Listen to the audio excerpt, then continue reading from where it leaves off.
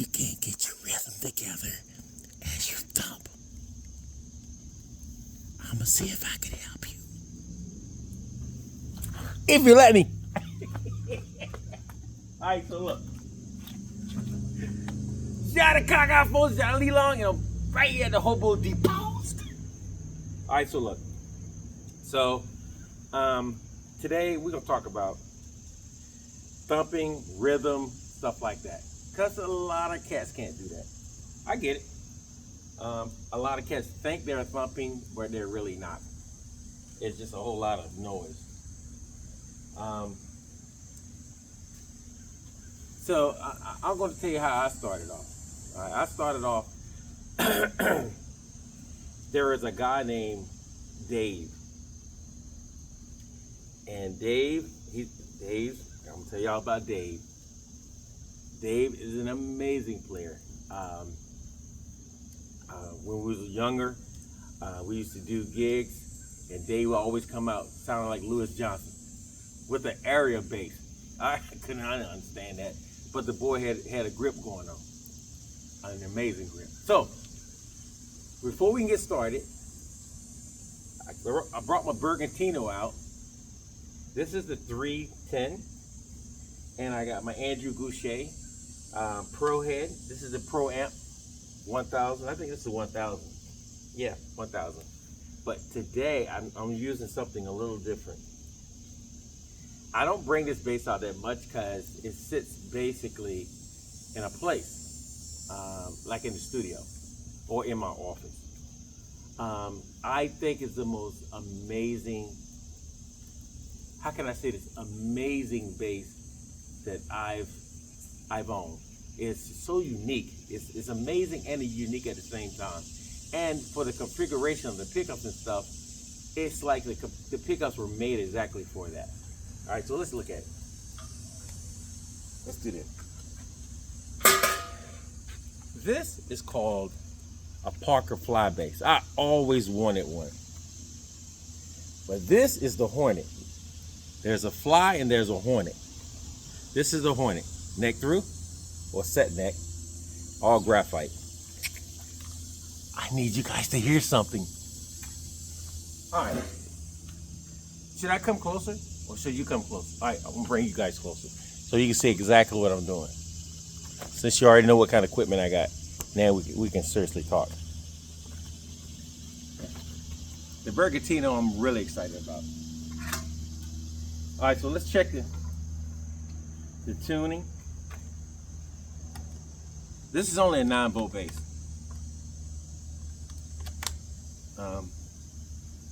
Let's check the tuning. I think this bass is amazing. It's not many of them around here. You can find them online every once in a while. But I like the Fly bass, but the Hornet to me has a different kind of vibe. And that's probably because I never had a Fly bass. Look, it's so clean out here because it rained like 20 minutes ago and the water's still dropping. That's why I got my towel over my amp, because I don't want that water to get in that hole and short anything out. I know it looks crazy, but anyway, here we go. So on this Parker, you got volume, treble, and bass. That's all you got. Volume, treble, and bass. All right, when I first started out thumping, this is for the beginners. When I first started out thumping, it was kind of crazy. It was cool though, but I didn't know what I was doing. So today I want to show you guys some exercises to kind of get you started, because thumping is not all about this right here. Oh, maybe I turned the mute off. Thumping is not all about this right here. That ain't thumping. And solo wise, woo! Some guys think solo is like, ooh, my God. All right, let's bring the camera down a little bit so you see exactly what I'm doing. All right. So I started out like this.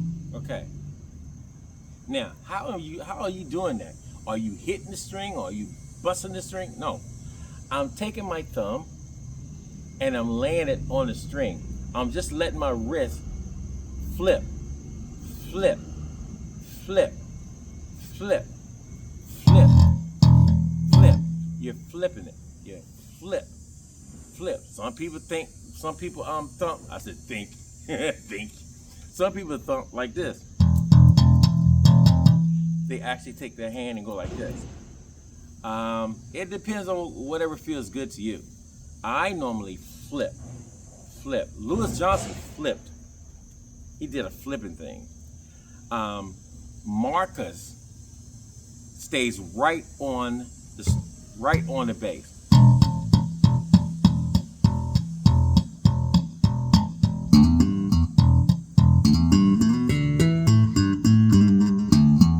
Marcus stays right close to the bass. That's why that little ramp is there, that chrome ramp is there, because he stays right on that ramp. And all his notes are very accurate and very clean. And it's not wild. I never seen Marcus get wild, which is so cool. All right, so you got I do the flip. Now, that finger right there or this finger can do the plucking. So you got the thump, pluck, thump, pluck, thump, pluck, thump, pluck, thump, pluck, thump, pluck. So all you're doing is hitting it, pulling off, hitting it, pulling off, hitting it, pulling it off. So you got hit it, pull it off, hit it, put it off, hit it, put it off, hit it, put it off, hit it, pull it off. I'm saying like hit it, pull it off, hit it, pull it off. Is that a new language or something? Hit it, pull it off, hit it, pull it off. It's crazy, right? So you can do that. If I was a beginner, I would start where I'm kind of like comfortable but uncomfortable. Everybody goes to E because E is the solo king. The key of E is always the solo king because everything is pretty much open.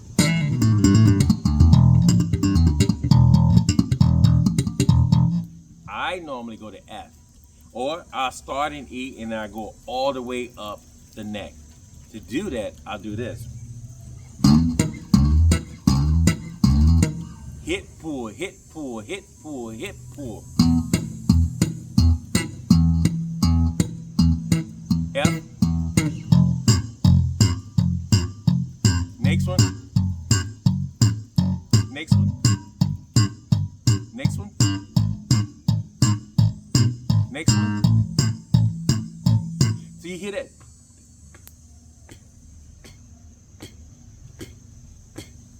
Because every time that you hitting that main note,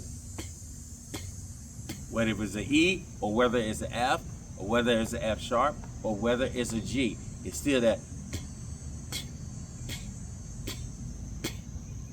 Because it's always, you gotta always, as James Brown say, on the one. You gotta always be on the one. I see a lot of guys on YouTube and Facebook, and they never come back to the one. You know, they're so busy doing.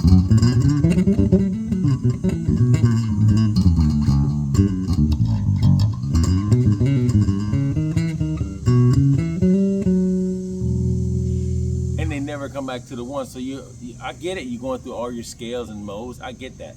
But if somebody's looking at you and trying to learn it, if they're not that knowledgeable of what you're doing, then they're actually just hurting. You're hurting them. You're not helping them. I see a lot of guys do stuff on Facebook and YouTube. They do it first like this.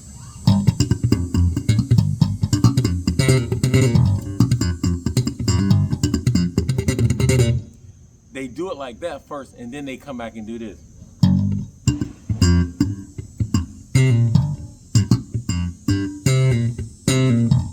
Okay, I get that, but people need to know what you're doing. If they didn't get this, if they didn't get that and you slowed it down, and they can't get it, you slowed it down, you got to tell them. All right, I'm gonna show you how I do that. Now, check this out. I go to number 3 fret, which is a G. All right, and this is a beginner, so I'm gonna do this real quick. Like number 3, number 5. Those are the 2. 3 and 5 are the 2 places I'm gonna stay at. All right, because I'm doing it in G. So 3 and 5 are the 2 places I'm gonna stay. Watch this.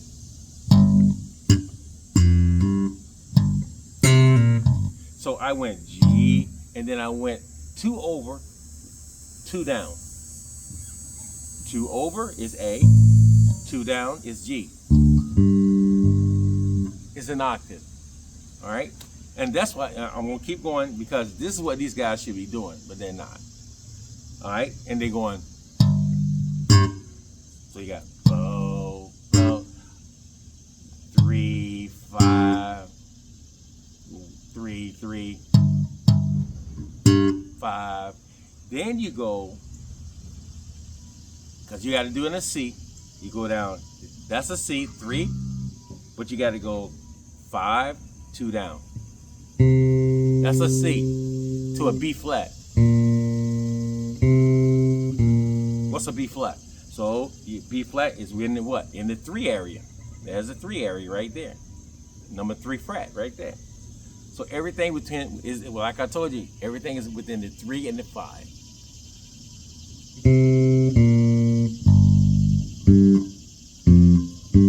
So you got 3, then 5 of the G, right?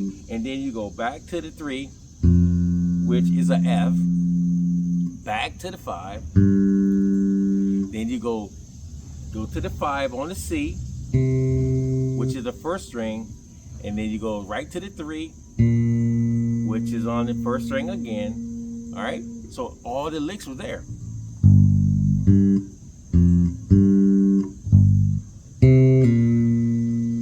That's a whole lick. The only thing that made it look cool is that I did it in kind of like a groove timing.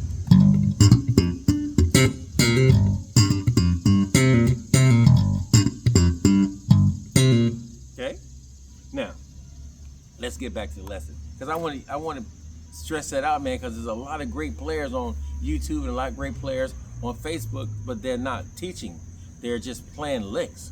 All right, so another good thing to start getting your timing together is actually playing with a drummer, a real drummer, who is a real drummer. All right, you hate to say this, but you got to say it. If he's a real drummer, he knows how to keep timing. Not because a lot of drummers nowadays is all about how many licks you can put in a bar, you know. it's like I don't understand that. It's all about this in the old days. So if you got so your first note will be your bottom note, which is your foot. If you gonna add something to that, that would be your snare. That's your snare.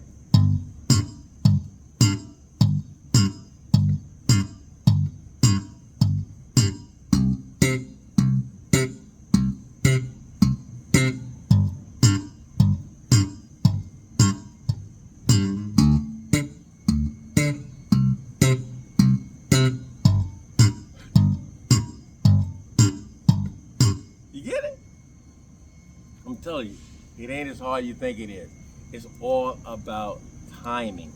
It's all about timing. It is not about how many notes you can put in the groove. It's all about timing. This song was a hit.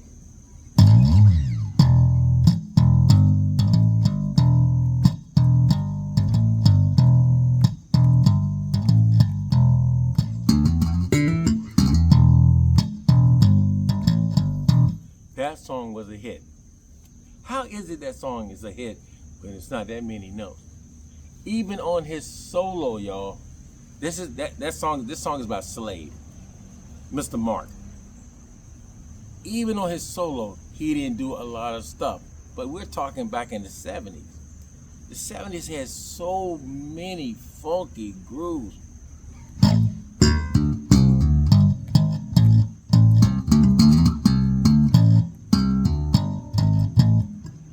Wasn't a lot of stuff happening. It was just grooves, man.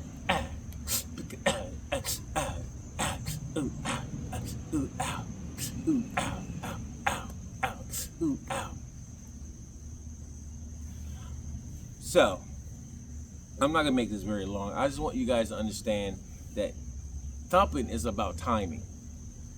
When you get to the point of you go to a rehearsal and the drummer don't show up, the choir and everybody's going to depend on you. I know they're going to clap close.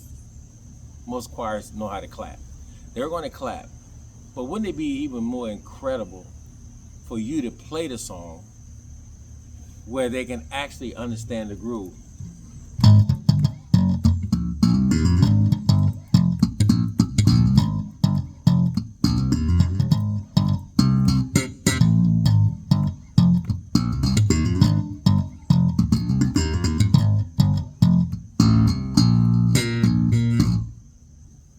Where they can understand the groove. So I'm gonna leave it right there, because I want you guys to understand it's not about how flashy you are. It's about how you sit well in a groove. It's never about flashy, man. I think the bass players nowadays make it about flashy. How many runs you can do within those bars and make it sound like it's amazing. I get it, but it's about groove. It's about groove. It's always going to be about groove.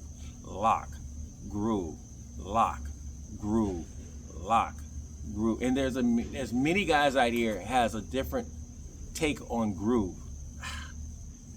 A groove is what it is. It's just a groove. It's just a plain pattern that constantly go over and over and over and over and over. Not now. I'm hearing a different take on grooves nowadays. A lot of people saying grooves is you start something and then you just go with it. Like, that's not a groove. That's just thoughts. Look, a lot of thoughts. Grooves is what it is. And I always keep telling you guys, go back to the 70s. Because when you go back to the 70s, you get an opportunity to hear what these guys did with simplicity. A groove is just a simple line. That's all it is. It's how you attack it makes it amazing. It's how you attack it makes it amazing. Never how many notes you put in it. Once you layer a pattern, if you step out of that pattern, it's not really a groove anymore. You're out thinking, all right? You start a pattern, and then all of a sudden you want to, throw a lot of licks in that pattern. Then it's not a groove because you're taking me to another place. It's all about a trip. A groove takes me on a trip. It starts me. As soon as the bus door open, I get on the bus. I'm ready to ride. I'm riding that groove. When you take lefts and rights and lefts and rights and lefts and rights and then try to get back on the interstate, but you're hitting I'm getting a lot of this, I'm not grooving anymore. I'm frustrated because I don't know where you taking me, and so it's all about groove, guys. It's all about groove. It is never, ever about how many licks you can put in a song. That ain't groove. That ain't lock. And I think people taking lock to another different place. A lock is what it is. If you can lock down a groove, that means the piano player has many areas. That means that everything is breathing. A groove is when things breathe. If you playing 152 notes, ain't nowhere in the world in God's earth that song is breathing. It can't breathe. There's no air. You're taking all the air. And most of grooves are basically drummers and bass players. They're mostly drummers and bass players. When you're a bass player and you're playing so many notes and you done went into the piano area and you done went into the guitar player area, you ain't grooving, man. You just coming up with a lot of thoughts and then trying to impress somebody. It's not about impressing, man. If you got all that knowledge, that is just what I'm giving you. The greatest thing is to have all that knowledge and then know where to put it. That's when you're an incredible bass player. When you have all that knowledge, and then you know where to put it. Not show everybody that you have it. Because once you start showing me you have all that knowledge, it's not about a groove anymore. It's about how much you want to tell me you know. I don't need to know how much you know. We're all bass players. We all know a lot of things. We all know more. Some of us know more things than others. But if every time I step out, I got to show you how much I know, you're not a bass player. You're just a performer, all right, that don't know how to groove. This is an incredible instrument. Once you learn the basics of it, it can take you anywhere, at any time. But you have to learn the basics. The basics is, what is it? It's a bass. Bass, it means it holds bottom. That's what it does. It holds bottom. It holds the floor together. Once it holds the floor together, everybody that's on top of the floor can walk in peace. They don't have to worry about going through the floor. But when you got a floor and it got holes in it, because it's not a steady level floor, and you, in other words, you're not playing consistently leveled, people are gonna fall, or they're gonna hurt themselves coming through holes. All right, guys. Once again, bass players and drummers, guys. I know this is your time. I know you out there to show everybody that you got 85 licks and you can do it within seconds. I get that. Is it helping the song? That's what you got to think about. Is it helping the song? And what I'm seeing here lately, and I'm gonna get off this subject because I can stay here all day. What I'm seeing here lately is I'm seeing a lot of drummers that trying to control a band. The bass player and drummer makes the left turn, makes the right turn. Ants. They make left turns and they make right turns. They are the front wheel of a moving vehicle. Boy, I just said something. The drummer and the bass player are the front wheels of the moving vehicle. If your wheels are not turning in the same direction,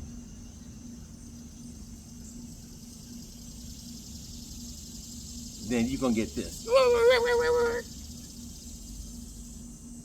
If your wheels are turning in turn right, both of them, the drummer and the bass player are in the right sync, they're married, every turn would be smooth. Every turn would be smooth. Now, as a bass player, you gotta make sure you lock down on that drummer's foot. You have to make sure, when you see this, you have got the attention of your audience. When you don't see this, somebody is confused. Now you have to figure out, am I confusing folks or the drummer confusing folks? Because we are the timekeepers and the movers and the shakers. And we are the front wheel of this moving vehicle. So if we're not actually turning correctly, something is wrong because ain't nobody moving. And if you see people out there and their face looking like this, you're already in trouble. Don't look at nobody else. Just figure out if is it me. Figure out, is it me? All right? Figure out, is it me? Now, I'm gonna say this one thing and I'm gonna leave. I sound like a pastor, don't it? I'm gonna end my service right now, and then 20 minutes later. All right, so drummers, I'm gonna tell you guys, man. You don't turn anything by yourself. If a song is slow, and it's this.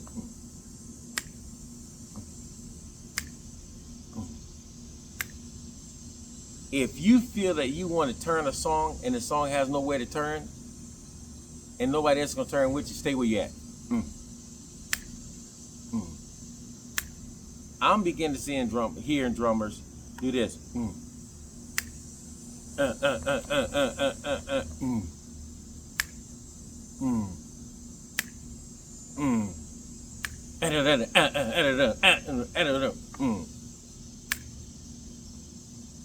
If the music gonna change and go to another area, I get it. But if you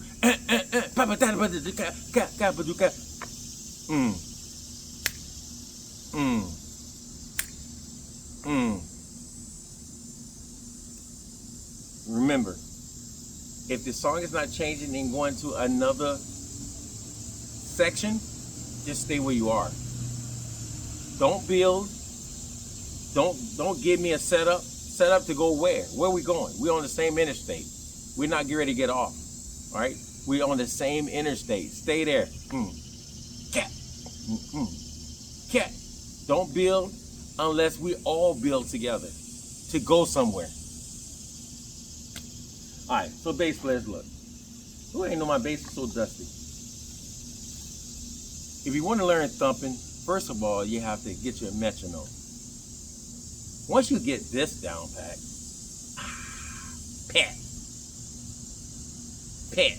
you're good to go. Once you get your rhythm down, you can do anything. You can do anything. Remember, you're not going to always be with a drummer. And if you're with the drummer, respect him and make sure he respects you. Because if you're with the drummer and he don't respect you, or he don't respect the band, you're in trouble that whole night. If he's into his own world, you're in trouble that whole night. So you guys have to get to the gig early and talk to each other. Let each other know, like, man, we in this together. We're married together. So let's play together. Instead of, I'm gonna try this, you try this next, okay? What? No, then you're disrespecting the whole band. So you guys lock in, man, because y'all guys need to know that y'all are married. And y'all gotta keep the family together. You have to keep the family together. Once again, guys, I know this supposed to start out being a thump thing, but all this was on my heart, man. I gotta bring it out, bro. I gotta bring it out. I'll do another video or something else, but all these things on my heart because I'm beginning to see all this stuff and witness. Here's the thing, not only see it, but witness on my own some of the things that's happening in the churches and on bands. You know, some of it is not really good. But anyway, once again, guys, thanks for coming out to the Hobo Depot. See the Hobo Depot? Please keep praying for the Queen and I. Keep praying that the Hobo Depot would be remain a watering hole for everybody to come to and to vent, you know, or fellowship. I want to say there's a gentleman that hit me up last night, Sammy Staples. He's having back surgery. So if you guys contact me, man, I'll just say we all need to pray for him. And there are some people who don't believe in prayer. I get it. But you still my friend. You know, I get it. You don't have to come on the site and say, hey, I don't believe in this, I don't believe. I get it. You still my friend. I still love you. All right? So for those who do believe in prayer, please pray for Sammy. Please pray for Chip Sharon. Please pray for Andrew Goucher's sister Jackie. If there are any other, there's many more. I get calls every day. So if you guys contact me, I'll definitely ask the bass community to pray for y'all. Because we all brothers and sisters. We need prayer. All right, I don't know where Hootie is, but once again, shout the cock out, folks. John Leon, Hobo Depot. Is it right there? Peace.